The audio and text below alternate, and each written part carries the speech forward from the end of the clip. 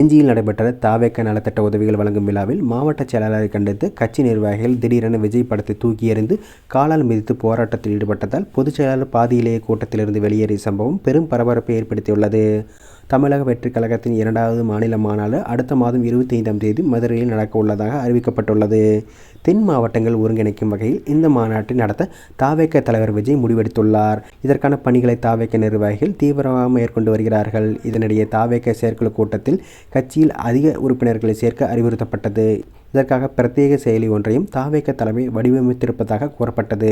விரைவில் அதனை அறிமுகம் செய்ய திட்டமிடப்பட்டு வந்தது.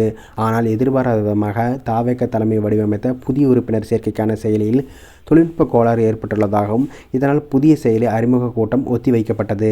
இந்த நிலையில் செஞ்சியில் நேற்று முன் நடைபெற்ற விழுப்புரம் வடமேற்கு மாவட்ட தாவேக சார்பில் கொள்கை விளக்க பொதுக்கூட்டம் மற்றும் நலத்திட்ட உதவிகள் வழங்கும் விழா அக்கட்சியின் பொதுச் செயலாளர் புசி ஆனந்த் தலைமையில் நடைபெற்றது.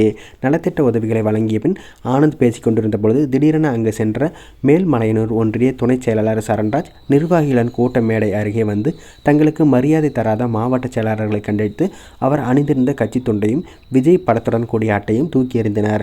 அவரது ஆதரவாளர்கள் விஜய் படத்தை காலால் மிதித்தும் போராட்டம் நடத்தினர். அப்போது நிர்வாகி சரண்ராஜ் மற்றும் அவரது ஆதரவாளர்கள் 10 ஆண்டுகளாக உழைத்தோம். இப்போ வந்தவருக்கு மாவட்ட செயலாளர் பதவி கொடுத்துள்ளீர்கள். ஆனால் மாவட்ட செயலாளர் அனைவரையும் அரவணைத்து செல்லாமல் தனியாக செயல்படுகிறார் என கூறி வாக்குவாதத்தில் ஈடுபட்டதால் பரபரப்பு ஏற்பட்டது. இதனால் கோபமடைந்த பொதுச் செயலாளர் ஆனந்த் பாதியிலேயே கூட்டத்திலிருந்து வெளியேறினார்.